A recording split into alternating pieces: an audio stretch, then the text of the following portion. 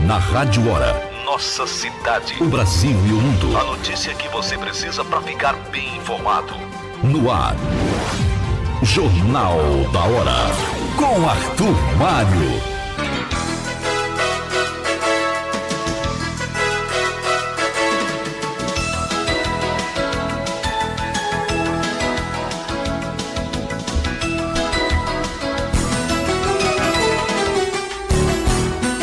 Olá, bom dia. Manhã de terça-feira, 21 de maio de 2019. Jornal da Hora aqui na Rádio da Família 92,3 FM.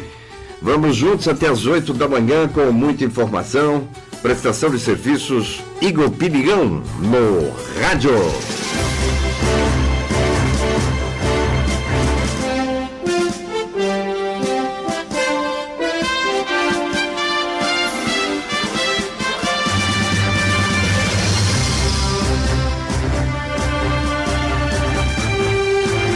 Com o Marco Antônio Marrom aqui na Central Técnica, produção do Marcelo Nunes, Alex Dantes e Felipe Gotardo. Eu sou Arthur Mário e a direção geral da Rádio Hora, antiga Rádio Cultura, 70 anos no ar, do jovem empresário Luciano Medeiros Barbosa Rodrigues.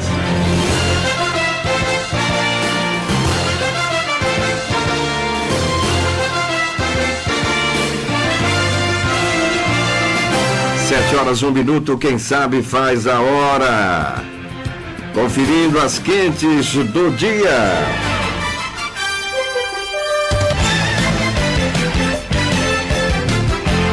Em Brasília, governador Reinaldo Azambuja participa de reunião do Condel e suas propostas influenciam as decisões do Conselho.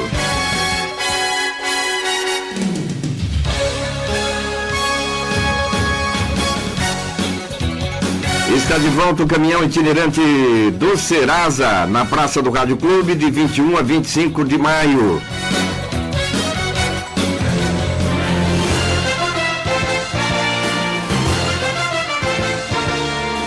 Semana crucial para o governo Bolsonaro junto ao Congresso. O presidente faz afagos a parlamentares em nome da reforma da Previdência.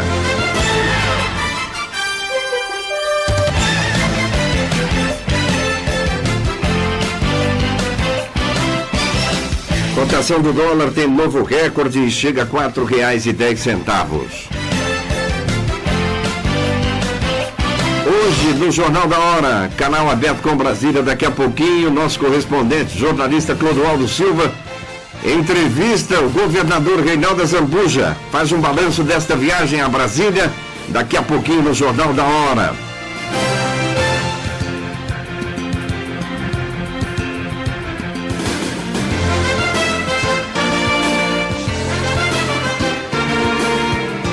Agora 7 horas 3 minutos, estamos começando o Jornal da Hora.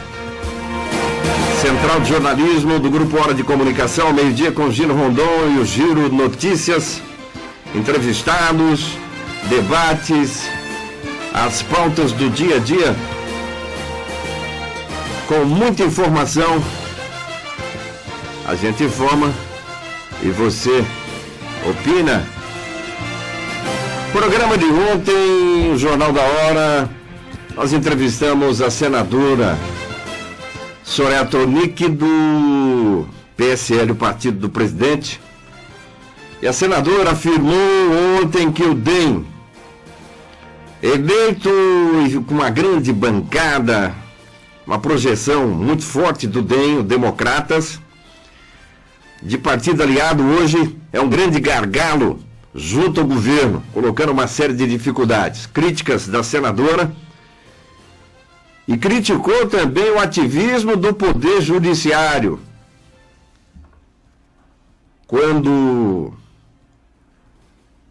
principalmente ela e tantos outros novatos encaminharam a CPI da Lava Toga e a reação profunda do Poder Judiciário, que ela disse conhece tão bem, já trabalhou como advogada, trabalhou com desembargadores, com juízes, enfim. A senadora ontem aqui aos microfones da Rádio Hora bateu duro, isso pela manhã, e no final da tarde o jornal Estadão, o Estado de São Paulo, com seu correspondente em Brasília, entrevistou a senadora e tudo que ela disse aqui foi o conteúdo da entrevista de ontem à noite no jornal Estadão. Ouvimos, portanto, um lado do PSL, do governo, e ao meio-dia o Gino Rondon entrevistou o deputado federal Vander Lobé, do Partido dos Trabalhadores, no Giro de Notícias. Hoje, o governador daqui a pouquinho foi conversando com o jornalista Clodoaldo Silva, direto de Brasília. E no programa de ontem, um aspecto positivo na economia sul-mato-grossense, matéria do jornal Correio do Estado, bem comentada pelo Gino Rondon, que eu faço questão, não houve tempo pela manhã, de ressaltar a importância do empreendedorismo e das entidades que, de alguma forma, dão apoio àquele brasileiro, àquele campograndense, sul-mato-grossense que quer se readequar dentro da crise econômica, as pessoas que se reinventam. O jornal Correio do Estado fez uma matéria muito interessante ontem, trazendo as estatísticas da Junta Comercial. O percentual de abertura de empresas individuais através do Eireles, criada em 2012, onde naquele ano, no Mato Grosso do Sul, houve a abertura de 200 e poucas empresas, e já no ano passado, em 2018, ultrapassando a marca de mais de 2.000 empreendedores. Pessoas que se reinventam e que buscam apoio aí do Sebrae, do Sistema S, né, de linhas de financiamento de baixo valor ou com os próprios recursos, conseguem de alguma forma buscar assessoramento técnico para empreender pequenos negócios e assim vão se readequando dentro da crise. E estamos aí, além da classe política, classe em que o povo depositou no ano passado suas esperanças de transformações. E temos também os grandes consultores, economistas. Ontem, uma participação muito especial do João Victor Faedo, nosso analista financeiro, administrador de empresas, no tocante à questão do contingenciamento aí nas verbas da educação e de outros setores do governo federal. Numa explicação técnica muito interessante a você que nos dá o carinho do rádio ligado. E, ao mesmo tempo, na nossa linha de trabalho diário, pensando o país, pensando o Brasil, e torcendo acima de tudo e pautando personalidades que possam fazer com que a luz se acenda dentro do processo político e econômico do país. Lá em cima temos uma disputa e daqui a pouco o Clodoaldo Silva vai falar sobre esse momento do governo Bolsonaro, né? Esse é uma semana super decisiva e crucial. Só para fechar nosso comentário na abertura do programa, a senadora Soraya Tronic fechou a entrevista de ontem, batendo duro aí em partidos aliados, principalmente o Democratas, com uma ressalva, elogiando o ministro Luiz Henrique Mandetta, ministro da Saúde, do DEM, e a ministra Tereza Cristina, também do Democratas, os dois muito competentes, na opinião da senadora, e criticou também o ativismo político aí do Poder Judiciário, provocando dificuldades para que o país avance. Mandou bem a jovem senadora. Domingo, né, a matéria do Globo colocando ela e o senador Jorge Cajuru de Goiás numa postura dentro daquilo que o povo quis, parlamentares que não sigam a mentalidade e a orientação da velha política em Brasília. E ontem, depois da entrevista em nosso programa, que foi reproduzida em nosso site, horanoticias.com.br, na mesma linha da entrevista que ela nos concedeu, ela foi entrevistada pelo jornal Estadão, Estado de São Paulo, com repercussão nacional. 7h09, vamos a um rápido intervalo e voltando daqui a pouquinho, governador Reinaldo Azambuja fala com o jornalista Clodoaldo Silva nesta manhã, e o Clodoaldo trazendo aspectos econômicos, lá do CONDEL, esse conselho que funciona a nível de Centro-Oeste, dentro da SUDECO, e a semana determinante para o governo e para o país. Jornal da Hora. Com Arthur Mário. Agora 7 horas e 12 minutos, 7h12. Ainda na repercussão de ontem, o Jornal Correio do Estado, que tem feito uma série de matérias aí, investigando a questão da Santa Casa de Campo Grande. O Jornal Correio do Estado de hoje traz outra manchete: a Santa Casa pegou emprestado 2.400.000 reais em remédios. E na edição de ontem, o Correio do Estado fez uma matéria em que um conselheiro da Santa Casa, a Sociedade Beneficente de Campo Grande, depois de insistentemente pedir relatórios das prestações de contas da entidade, e não foi atendido, acabou recorrendo ao Ministério Público Federal para a obtenção das prestações de contas e documentos. O caso da Santa Casa, que é presidido pelo promotor aposentado Zaqueu Nascimento, onde no ano passado houve processo eleitoral, a reeleição, enfim. Eu me recordo que naquele processo o economista, homem público, aposentado Alfredo Souza, homem de muita responsabilidade, também tentava disputar a eleição lá na Santa Casa de Campo Grande. E há poucos dias aí tentamos ouvir a vice-presidente, porque o presidente da Santa Casa estava viajando naquela crise que houve com a classe médica, o sindicato dos médicos aí, cancelamento de convênio com a Unimed. Parece-me que temos aí alguma questão de ordem política aí, né? Aí na Santa Casa. O que está acontecendo, né? Vamos acompanhar de perto também aqui a Central de Jornalismo do Grupo Hora de Comunicação e bem de perto essa questão da Santa Casa de Campo Grande, que olha, mais de uma década, né? Há muito tempo, se arrasta aí tantos e tantos problemas. 7h14. Direto de Brasília, com Clodoaldo Silva. As quentes do dia. Bom dia, Clodoaldo. Bom dia, Arthur Mário. Bom dia, ouvintes da Rádio Hora. Tudo bem? É uma semana muito aguardada aí, as decisões para esta semana. Ontem, Clodoaldo, entrevistamos a senadora Soraya Tronic e ela mandou um recado, fez um balanço aí da política de aliança, né, da campanha, e que não corresponde a alguns partidos, principalmente o DEM, Democratas, e uma crítica muito forte também ao ativismo do judiciário. Isso ontem pela manhã, repercussão no nosso site horanoticia.com.br, mas também nessa mesma linha, o correspondente do Estadão ontem à tarde colocou a senadora em destaque nacional, convidando o povo para as ruas no dia 26 de maio, próximo domingo. E você nos falava ontem, além dessa entrevista que você faz daqui a pouquinho com o governador Reinaldo Zambuja, de uma semana em que o Palácio do Planalto precisa dialogar e parece-me com dificuldades novamente aí com o Congresso, né?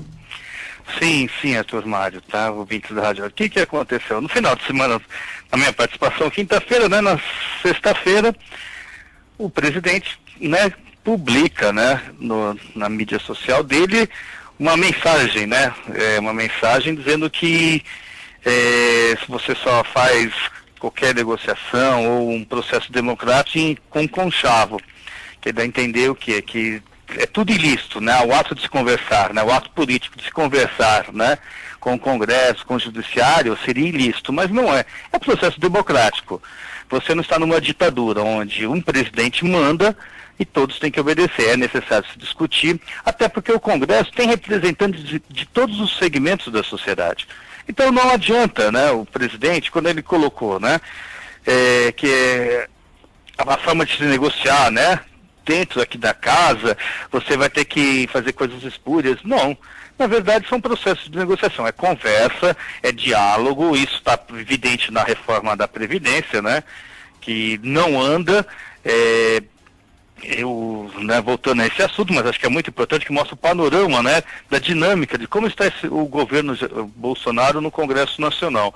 Ele, né, existe a proposta que só andou rapidamente quando houve um acordo, né, entre os partidos, mobilizado, organizado pelo presidente da Câmara, que é o Rodrigo Maia, não pelo Palácio do Planalto, nem os seus interlocutores, andou rapidamente. Agora está parado na comissão a comissão especial para analisar. Por quê? Porque o prazo para apresentar as emendas encerraria ontem.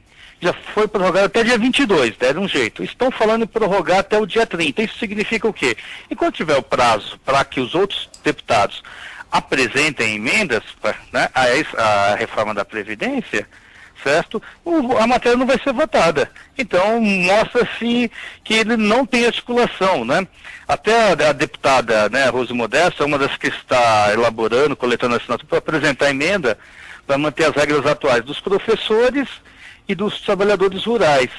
Ela ficou até um pouco aliviada, conversando com ela, ficou um pouco aliviada porque ela vai ter um prazo maior, certo? Mas mostra que a falta de articulação do governo Jair Bolsonaro aqui nesta casa, até para provar o que ele considera prioritário, ou seja, ele ontem começou a acenar, né, como se o que ele falou semana passada não existisse, né, e deu sinais de que querer conversar com a casa e tal, mas só que é muito volátil, né, parece aquela coisa, né, TPM de mulher, você, né, não sabe, né, se hoje vai estar bem, amanhã o humor muda, são fases da vida, né, toda mulher tem TPM, né, tem oscilações de humor, mas é isso, eu estou colocando esse exemplo, né, só para ilustrar o que acontece, tá, que isso, né, acontece, e fica muito suscetível aqui para o Congresso, você não sabe como agir, porque se o Congresso conversa com o Bolsonaro, no outro dia ele muda toda a posição, o humor dele, e o que ele tinha combinado antes, não tem como você agilizar ou definir uma pauta. Tanto é que essa semana parece que vai ser decisiva mesmo para o governo, né? Porque ele tem que negociar a reforma da Previdência, ou seja, tentar fazer com que essa semana as emendas, né, que os parlamentares podem apresentar ao texto da reforma sejam, né, concluídas, ou seja, até quinta-feira, encerra esse prazo para começar a agilizar a tramitação. Tem que votar também as medidas provisórias aqui no Congresso, né? Você tem 8 medidas provisórias para ser analisadas, e uma delas, que é importantíssima, eu até já citei, é MP 870, né? Que reorganiza a estrutura do governo, ou seja, que, né, estabeleceu a diminuição de 29 para 22 ministérios. Não é porque o governo, né, Bolsonaro fez a medida que todo mundo vai acatar, ele tem que justificar, explicar isso para o Congresso. Qual que é a importância? É reduzir a estrutura, mas como é que se reduziu essa estrutura? Né? Para que tem que reduzir? Qual que é o limite? O que vai se economizar efetivamente? Vai economizar ou só vai remanejar o pessoal? Né? Então, de 29 cai para 22, mas que nenhum exemplo, o Ministério do Desenvolvimento Regional. Ele diminuiu, mas ele juntou a pasta das cidades e a pasta do Ministério da Infraestrutura, né? Aí você juntou, mas aí diminuiu o pessoal, diminuiu a estrutura, né?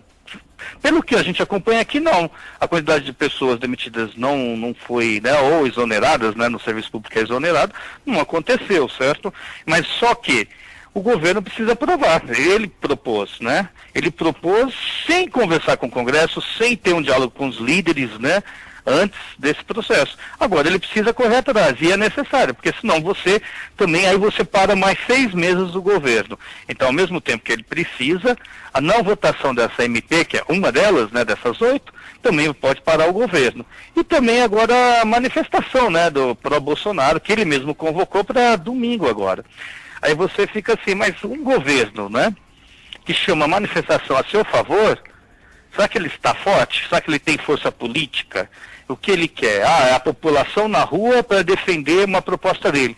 Mas o governo, é aquela história, né? Oposição fazer isso, que nem aconteceu na manifestação contra os cortes, é o normal. Por quê? Porque você não está com a estrutura administrativa a seu favor, você não tem nenhum suporte. O único suporte que você tem quando você está na oposição é esse protesto de rua, é manifestar a insatisfação perante a quem está fazendo a gerência, né? No caso, o governo, né, Jair Bolsonaro.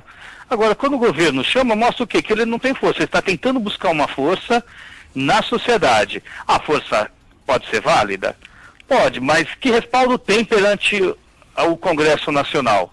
certo? Essa força, senão sempre para fortalecê-lo. Aí mostra que ele não quer, aí que fica implícito. Ele diz que quer conversar com o Congresso, mas ele mesmo convoca uma manifestação pública que ninguém sabe o resultado. Pode dar muito certo, pode dar errado. Se der muito certo, pode ser um ponto positivo para o Bolsonaro. Se não der, é um ponto negativo. Então isso, né, tem que ser medido, né? E a população que vai participar, vão ser grupos setoriais, né, interessados na manutenção do governo.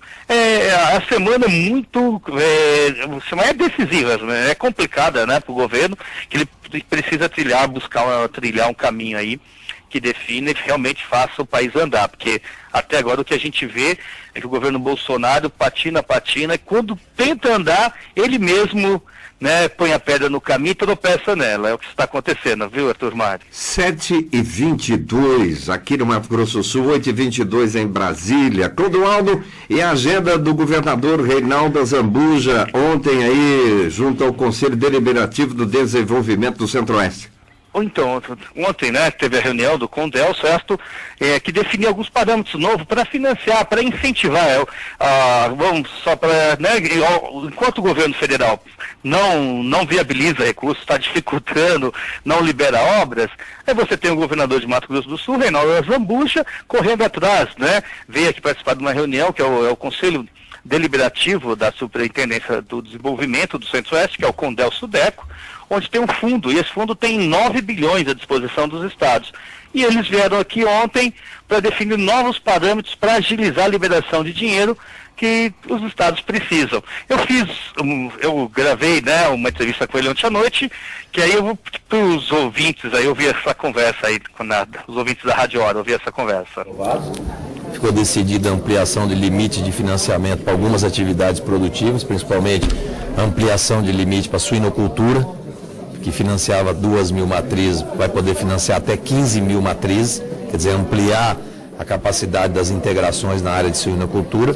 Ficou definido o apoio do CONDEL ao pleito dos governos, tanto do Centro-Oeste, do Nordeste e do Norte, de usar parte dos recursos dos fundos constitucionais para empreendimentos produtivos, pelo próprio Estado, rodovias, portos, aeroportos, núcleos industriais, energia elétrica, para fomentar desenvolvimento. Então, foi uma reunião extremamente produtiva e que nós tivemos os avanços, e nós praticamente limpamos a pauta. E ficou definido um cronograma para as próximas reuniões que nós vamos deliberar sobre essas questões que ainda ficaram pendentes na reunião de hoje. Em relação àqueles valores de 30% que o governo estadual poderia lançar a mão para investimento, o que foi definido, governador? Ficou definido que, tendo legislação, o CONDEL apoiou. Então nós temos o apoio do Conselho Deliberativo. Agora, a gente precisa da medida provisória. Quem vai encaminhar a medida provisória é a Presidência da República, porque já fez um acordo com os governadores do Nordeste, do Norte e do Centro-Oeste. Assim que mandar a medida provisória e ela for aprovada e sancionada, libera até 30% a possibilidade para empreendimentos produtivos, em todas as áreas, indústria, comércio, turismo, serviço, agropecuária. Então, acho que foi algo positivo, porque tem a sinalização de todo o Conselho que esses recursos também podem ajudar muito aos estados fomentar essa deficiência que existe hoje, principalmente com logística. Então, é mais uma fonte que nós teríamos disponível, desde que com a capacidade de endividamento sendo equacionada e com a medida provisória sendo aprovada pelo Congresso Nacional. Nós estamos falando de 30% de 8 bilhões e meio, não é isso, governador? 30% do montante do fundo. O valor do fundo ele é variável a cada ano. Então, até 30. Não que você poderia ter os 30, mas ficaria autorizado, e é o que o presidente da República se comprometeu com os governadores, de mandar uma medida provisória, que possibilita que até 30% possa ser investido pelos próprios estados em atividades produtivas. Há uma previsão dessa medida provisória? Quando deve ser? Isso tá na Casa Civil, né? Foi fechado com o governador Caiado, com os governadores do Nordeste, do Centro-Oeste e do Norte. Eu acredito que nos próximos dias a Casa Civil deva encaminhar a medida provisória ao Congresso Nacional. Muito obrigado, governador. Abraço, viu? Tchau. Arthur Mário. Então, Clodoaldo, desse assunto o governador conhece muito bem como produtor, homem do campo, enfim, e essa notícia é excelente, por se trata de recursos do próprio FCO, o Fundo de Desenvolvimento do Centro-Oeste, que tem, né, taxas e juros bem menores do que as linhas de crédito normais para o desenvolvimento. E claro, o ouvinte, as cidades, né, da cadeia produtiva, principalmente de suínos, que o governador e você destacou, aí na compra de matrizes, como São Gabriel do Oeste, Cidrolândia, Grande Dourados, nos diversos municípios, Maracaju, enfim, Chapadão, com o processo cooperativo e grandes indústrias, né, dentro do sistema cooperativo que envolve pequenos produtores de suínos, um impacto muito grande aí nessa decisão aí. E você me dizia que a iniciativa, né, quem delineou esse posicionamento do Conselho foi o governador Reinaldo Azambuja, né? Foi. Ele, tá vislumbrando o mercado chinês, que, né, no momento atual, o mercado chinês, e com essa crise, né, essa disputa, né, com os Estados Unidos boicotando a China em virtude, né, da disputa pela tecnologia 5G, né, que seria a nova revolução, né, no mundo, né, econômico, a possibilidade de abrir muito mais portas para o Brasil, em Mato Grosso do Sul, se estiver produzindo, exportar muito mais produtos para a China. E um deles, né, a questão suína, né, a questão da carne, né, de porco. E o debate que houve foi em cima disso mesmo. Você vai ter um mercado que está se abrindo, né, se abrindo mais, que a China já consome muita coisa do Brasil, né, mas vai estar se abrindo muito mais, e se estivermos preparados, nós, né, colocaremos esses produtos lá. E então o governador Reinaldo, que propôs esse item na pauta, né, foi incluído na pauta, ele defendeu essa proposta, argumentando, né, que você tem essa linha de crédito, você possibilita, né, que os produtores de suínos tenham capital, que é necessário, né? Você pode ter, às vezes, a técnica, a tecnologia, mas você investir um valor, né, inicial, você precisa ter esse dinheiro disponível. Como você falou, Arthur Mário, os juros, né, em relação aos juros praticados no mercado, ele é muito inferior, tá?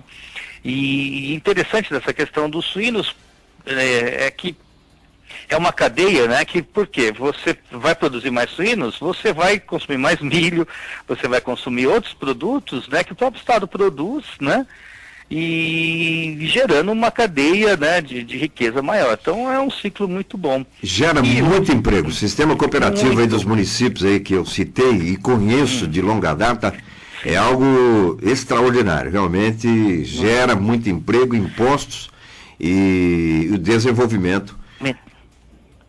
É que nem você falou empregos, né? O outro fator foi né, o Condel decidir destinar 30% do fundo, né, do FCO, né? Que é um dinheiro que já é constitucional, ou seja, está reservado para ser usado, né? Não pode ser usado para outra coisa, para obras de infraestrutura. Por quê?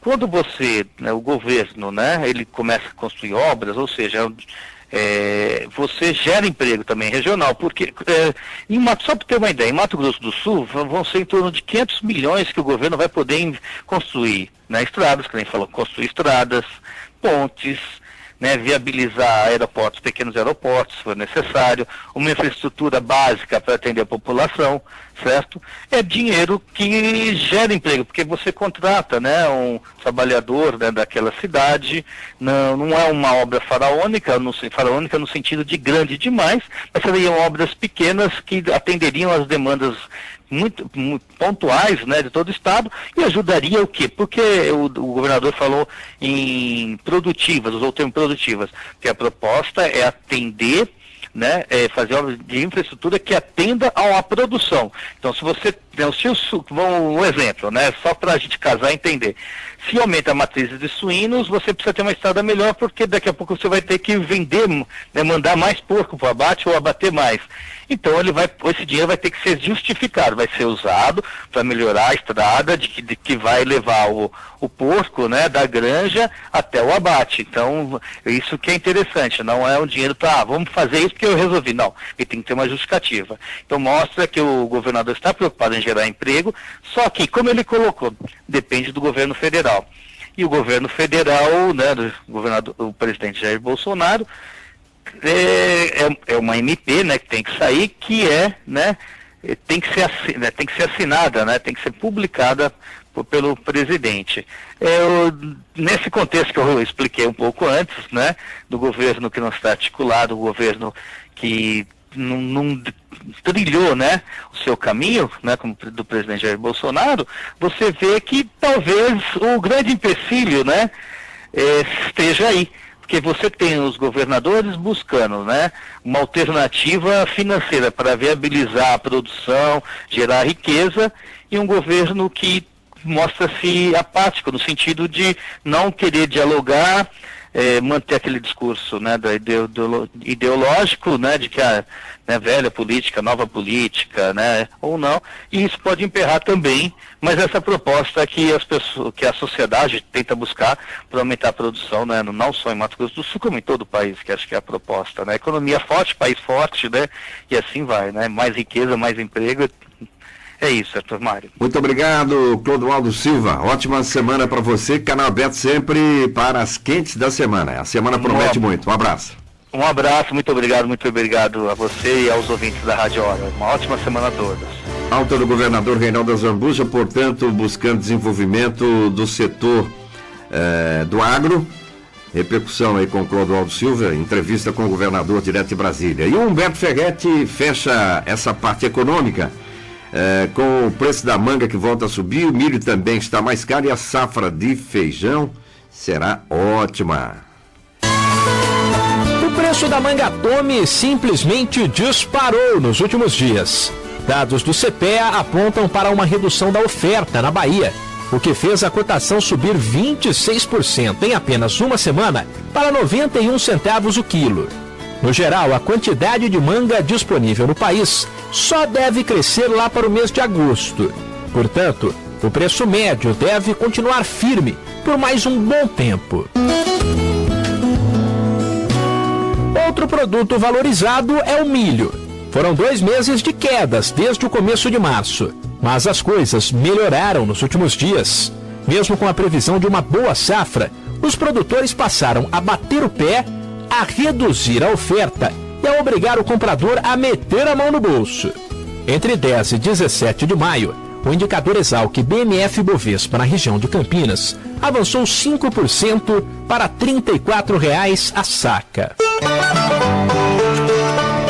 E no Paraná, a primeira safra de feijão não foi nada boa, mas os produtores esperam compensar as perdas na segunda. Com um clima mais favorável, o rendimento deve pular de 30 abaixo para mais de 40 sacas por hectare. E se a outra colheita ficou pouco acima de 200 mil toneladas, a próxima deve passar de 400 mil. Resta saber como ficará diante da oferta maior o preço do feijão. Jornal da Hora. Jornal da Hora. Previsão do tempo. Agora, 7 horas e 35 minutos, só um instantinho ainda antes do Alex para fechar os comentários na área da economia. A previsão da meteorologia é muito importante e que influencia também na produção. Nosso ouvinte, o empresário Aldrey, lá da Madezã Madeiras, fazendo um comentário. E o povo como fica? Estamos precisando de desenvolvimento, precisamos gerar emprego, ele fala como empresário, enfim, e que haja consumo, não é? E nem sempre a responsabilidade é só do governo. O Aldrey comenta a participação, a matéria do Clodoaldo Silva. No dia em que a Fundação Getúlio Vargas hoje traz aqui que a desigualdade de renda no Brasil atinge o maior patamar já registrado. A pesquisa também demonstra que as pessoas que ganham menos sofreram mais os efeitos da crise e estão demorando mais para se recuperar. Clodoaldo traz todo um panorama do Palácio do Planalto, do Congresso, e a gente fica com aquela sensação, a cada entrevista, a cada postura de lideranças partidárias, lideranças políticas, que parecem que os políticos não pensam na economia, sejam do governo, sejam do Congresso, seja do Centrão, seja da direita ou da esquerda. Nós temos no Brasil uma postura de partidos políticos colocando acima de tudo os princípios e estatutos partidários e os interesses, muitas vezes, interesses pessoais desses líderes partidários. O pensamento em relação ao futuro, em relação à nação, não ocorre. E isso ficou demonstrado aí na Operação Lava Jato por todo o saque que esses dirigentes partidários indicando, colocando dirigentes nos mais diversos setores do governo brasileiro, preocupados muito menos com a nação e com o povo e muito mais preocupados com a propina, com os desvios de conduta. E é isso que, como o nosso ouvinte e empresário que investe aqui na publicidade, o Aldrey da Madezã Madeira, desabafa aqui nesse momento. Tem responsabilidade do governo, mas tem uma responsabilidade maior também dos partidos políticos e das lideranças partidárias. Quando a economia chega a isso que a Fundação Getúlio Vargas traz no dia de hoje, a desigualdade de renda dos brasileiros, atingindo o maior patamar já registrado no primeiro trimestre, né, deste ano, um indicador estudado, portanto, pela Fundação e que demonstra a necessidade da classe política em reagir pensando a nação, pensando no país. Veja indicadores que o Humberto Ferretti trouxe há instantes. Quem trabalha, quem investe, seja o empresário do campo, né? Seja o empresário do comércio, da indústria, pagador de impostos, é o empreendedorismo, é a vontade de crescer, de desenvolver, de gerar mais empregos. Qual é o empresário, qual é o trabalhador que acorda pela manhã e quer ir para um dia pior? Todo mundo quer o melhor. E que os políticos em Brasília levantem o bumbum da cadeira e coloquem a mente mais elevada no sentido de pensar a questão econômica do país. Agora, 7h38 e a Rádio Hora, focando sempre a economia com as dicas de finanças com o João Victor Faedo. Olá, meus amigos, como vão? Hoje, um novo investimento está tomando o lugar da tradicional poupança. É o Tesouro Direto. É uma forma de aplicação muito simples e praticamente sem risco, assim como a poupança, e garante um rendimento um pouco maior. O Tesouro Direto é um meio que o governo federal emite os títulos de sua dívida. Na prática, ao aplicar em tesouro, estamos emprestando dinheiro para o governo. O Tesouro está disponível através dos bancos e das corretoras. Você pode abrir uma conta gratuita em várias instituições financeiras e começar a investir. Lembre-se, investir é para todos, não importa o valor. Você pode começar com menos de R$50. Com esse valor já é possível investir em títulos do Tesouro. Investir é uma decisão sábia que te assegura passar por tempos de crise e não ser abalado.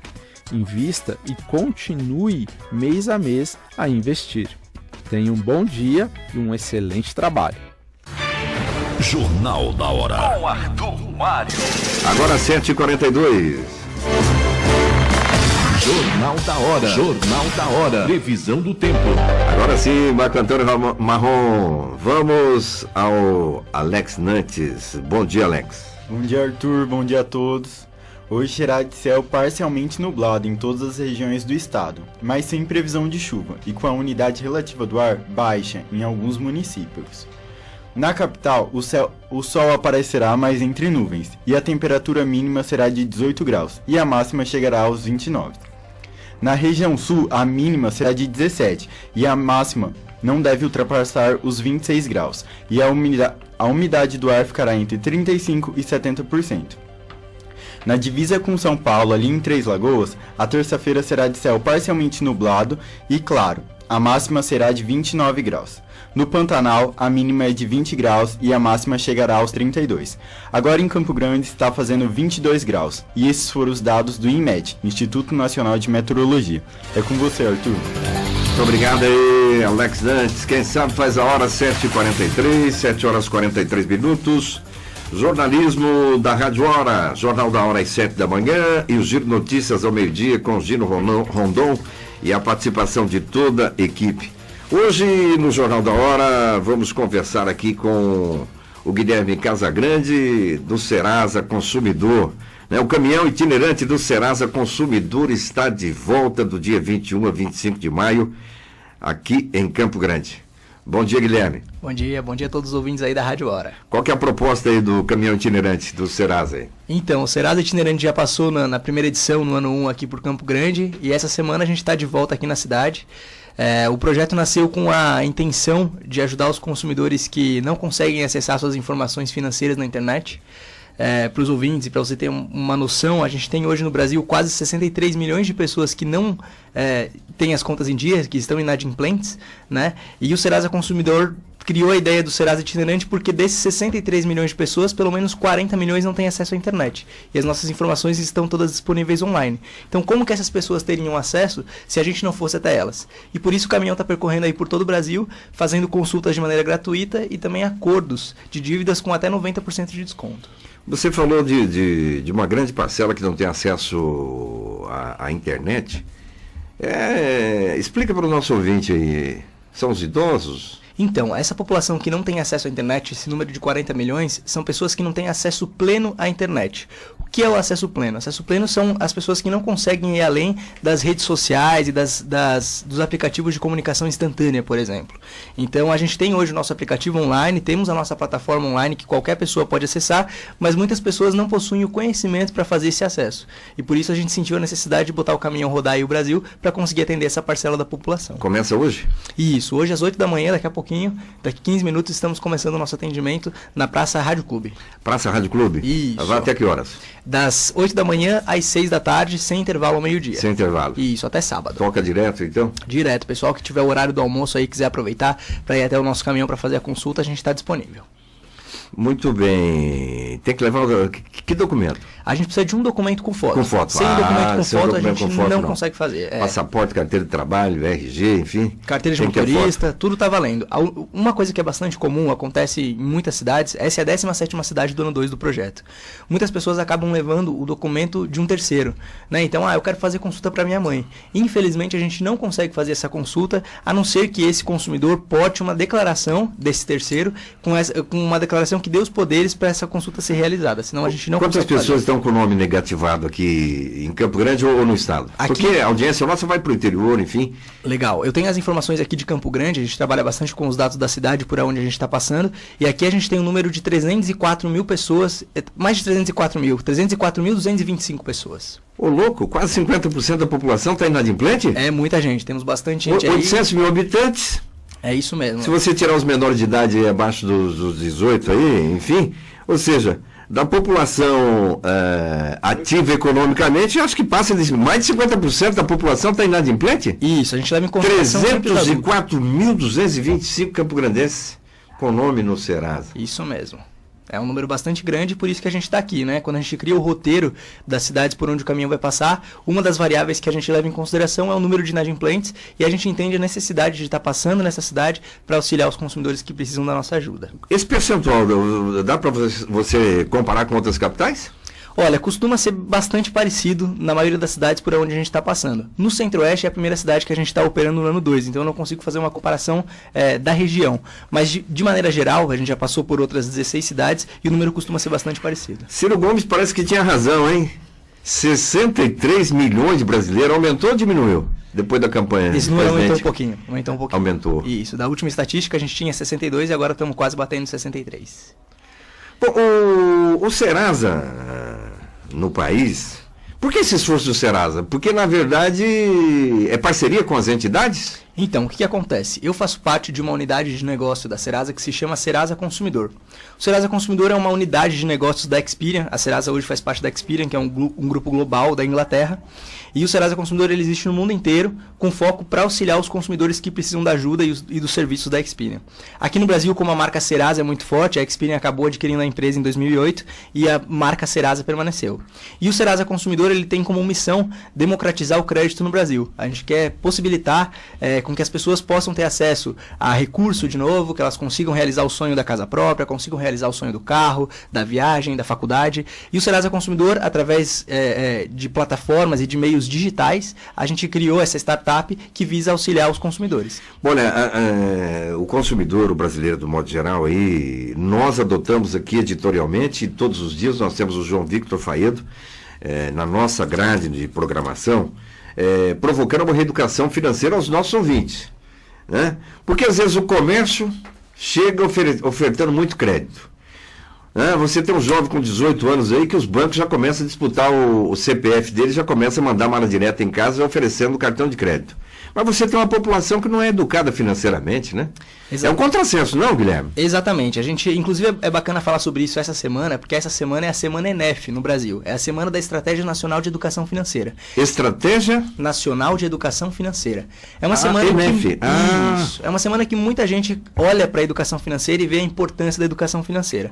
Um grande diferencial do nosso projeto é que no ano anterior o MEC incluiu na Base Nacional Comum Curricular, que é o documento que rege o que os educadores devem trabalhar em sala de aula das escolas de todo o Brasil, a educação financeira como um tema transversal. Então agora os professores vão ter que trabalhar a educação financeira com seus alunos. Então o professor de história vai poder contar a história do dinheiro, o professor de matemática vai ensinar sobre juros simples e compostos, o professor de geografia vai trabalhar as classes sociais por todo o Brasil, enfim. Todos os professores têm o dever de trabalhar a educação financeira e compartilhar esse conhecimento com os seus alunos. E a gente tem uma vertente no projeto que caminha junto com o caminhão, que é uma parte de educação financeira. Então eu sou um dos facilitadores do programa, vou até escolas, faço palestras para professores, para alunos e falo da importância de a gente ter uma boa relação com o dinheiro e do que o dinheiro pode proporcionar, tanto o lado bom quanto o lado ruim. Porque eu era jovem, né? Já fui jovem um dia, né, Marcelo? Fomos jovens, né, Marrom? Lá no fim dos anos 70, né, a orientação do governo brasileiro, inclusive, já educava a criança para poupança, né?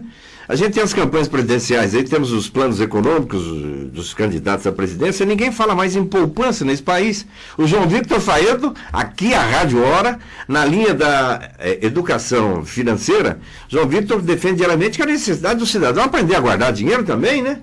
Aí você tem governos que vêm estimulando o consumo, quer dizer, não tem como formar um cidadão equilibrado financeiramente. Aí chega aos 63 milhões aí, Guilherme. Exatamente, foi muito bacana que logo anterior a mim veio essa fala do João Victor Faedo, e é muito importante a gente incentivar com que os brasileiros aprendam sobre educação financeira, entendam como que funciona esse mercado de investimento em renda fixa, em renda variável, né? Porque através dessas economias e do bom uso desses recursos, ele acaba possibilitando e criando uma jornada financeira muito interessante para a vida dele. Então é fundamental ele ter acesso a esse conhecimento e a gente está ajudando aí em todo o Brasil a facilitar esse conhecimento, entregando de maneira mais fácil para o consumidor. O caminhão itinerante, por exemplo, quais foram as soluções dele em Campo Grande na edição anterior? Que ano foi? Foi no ano de 2018, a gente passou aqui no ano passado. As soluções continuam muito parecidas. A gente consegue fazer a consulta para o consumidor de maneira gratuita ao CPF dele, né?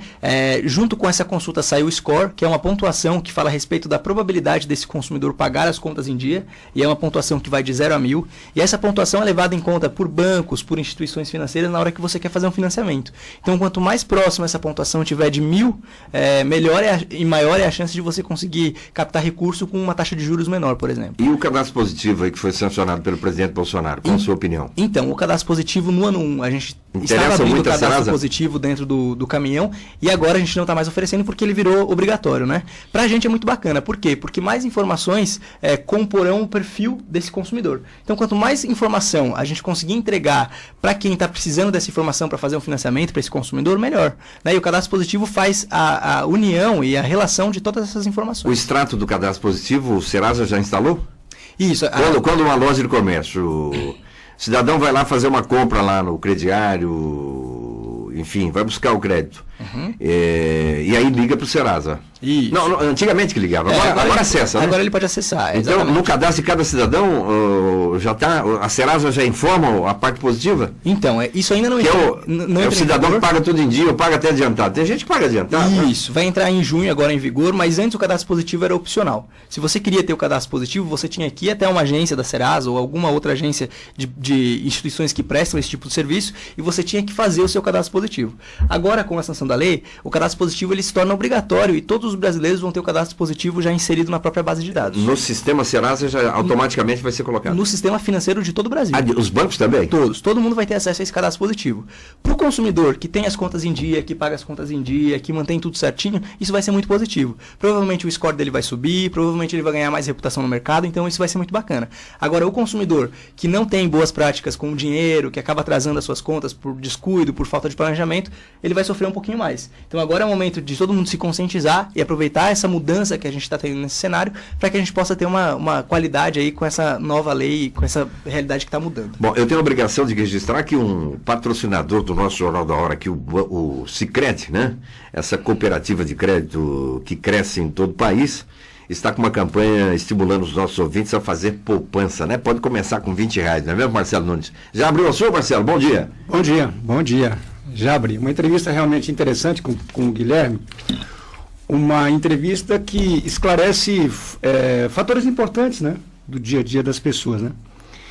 Arthur Mário, daqui a pouco a gente vai falar sobre as pautas hoje da Assembleia Legislativa. E tem uma pauta aqui, Guilherme, que diz o seguinte: é de autoria do deputado Evander Vendramini, que proíbe instituições financeiras que ofereçam ou celebrem contratos de operação de crédito com aposentados e pensionistas via contato telefônico. Acontece muito, hein? Esse projeto vai ser colocado em telemarketing aí, uma lei estadual, Marcelo? É lei estadual, né? A matéria já havia sido aprovada em primeira discussão, mas o autor do projeto, o deputado Evander Vendramini, ele apresentou emenda substitutiva integral, que precisou ser também analisada pela Comissão de Constituição e Justiça. O projeto volta agora para o plenário da Assembleia Legislativa. Outros temas aí, Marcelo? Bem, eu vou citar que são 5 projetos hoje, rapidamente aqui. Tem um projeto aqui até que é do governo do Estado, projeto de lei relacionada à Sanesu, que revoga a lei 3.378 de 2007 e tramita em regime de urgência. Esse projeto dispõe sobre o estatuto jurídico da empresa pública, da sociedade de economia mista e de sua subsidiária no âmbito da União, dos estados, do Distrito Federal e dos municípios. Bom, segundo o governo, essa iniciativa, esse projeto visa alteração na sua atual estrutura organizacional, com a finalidade de atender a implantação de áreas obrigatórias como de integridade e gestão de riscos, governança, ouvidoria, comitê estatutária, entre outras. Eu relacionei aqui, são vários projetos, tem um outro aqui que eu vou rapidamente passar aos amigos que nos acompanham neste momento, que é de autoria do deputado Pedro Kemp, que disciplina a denominação própria de rodovias, prédios públicos e repartições do Estado. Esses locais, conforme a proposta do deputado Pedro Kemp, não podem receber nomes de pessoas que constem no relatório final da Comissão Nacional da Verdade, Arthur. Esse projeto vai ser colocado em pauta hoje, de autoria do deputado Pedro Kemp. E tem ainda alguns projetos da Câmara Municipal de Campo Grande, que também serão votados hoje, e no programa do Gino Rondon a gente traz detalhes sobre esses assuntos, Arthur Mário. Muito obrigado, Marcelo. 7h57, quem sabe faz a hora, fechando o Jornal da Hora de hoje. Queremos desejar muito sucesso aí, Guilherme Casagrande, ao Serasa, muito Campo obrigado. Grande, Brasil, nessa campanha do caminhão itinerante na Praça do Rádio. Alguma outra cidade de Mato Grosso do Sul vai receber o caminhão depois dessa etapa aqui ou não? Não, Mato Grosso do Sul, a única cidade é Campo Grande mesmo. A próxima cidade a gente vai para Cuiabá, depois vamos para Brasília e fechamos em Goiânia, o Centro-Oeste. Você falou que visitou 16 cidades ou municípios. Quais são os outros municípios? De que estados? A gente passou por São Paulo, Paraná, Santa Catarina e Rio Grande do Sul. Mato Grosso do Sul é o primeiro agora? Isso, o primeiro do Isso só vai passar para o Campo Grande? Só para o Campo Grande. Aproveito de novo, né, agradeço a oportunidade de poder vir aqui compartilhar com os ouvintes da Rádio Hora sobre o nosso projeto e aproveito para reforçar o convite para os consumidores que quiserem ter acesso ao nosso serviço, lembrando que é gratuito, e frisar a importância de conseguir fazer os acordos. A gente tem a plataforma do Limpa Nome Online, a gente consegue fazer acordos com até 90% de desconto. De que forma? Com as empresas presentes ou online vocês abrem as renegociações? Isso, a gente indo muito no fluxo dessa lei que foi sancionada aqui, que não pode mais haver ligação, o Serasa Consumidor tem como lema a gente não ser invasivo com os consumidores. Então hoje os consumidores conseguem acessar os nossos serviços pelo serasaconsumidor.com.br, podem baixar o aplicativo no celular e para aqueles que não têm acesso a essas tecnologias, podem ir até o caminhão e a gente vai estar prestando o serviço da mesma forma. Muito obrigado e muito sucesso aí, Guilherme Casagrande, hein? Obrigado. 7h58, encerrando a edição de hoje do Jornal da Hora. Lembrando que ao meio-dia o Gino Rondon comanda o Giro Notícias. Estamos focando em muita questão política, mas acima de tudo as questões econômicas com os nossos convidados, né? Crise, dificuldades. A entrevista de hoje demonstra a inadimplência de Campo Grande aqui com o Guilherme Casagrande, do Serasa, da população ativa, 304.225 campograndenses com o nome negativado. Você tira aquela população que eu não tenho aqui de improviso, né, dos 17 anos abaixo, e aí, da população ativa, passa de 50% da população, com certeza, com o nome negativado. Isso é assunto, sim, para a classe dirigente desse país, é assunto para parlamentares, enquanto muitos líderes políticos ficam nesse jogo ideológico, enquanto lideranças, partidos colocam os seus interesses acima da nação, acima do país, a gente acaba chegando onde estamos chegando. E principalmente com aquela corrupção demonstrada, acima de tudo, pela Operação Lava Jato aí, os ministros de Curitiba, de parabéns, e a Polícia Federal em todo o país. Olha o caos econômico com esse indicador do Serasa em Campo Grande. Que absurdo. E no dia em que a Fundação Getúlio Vargas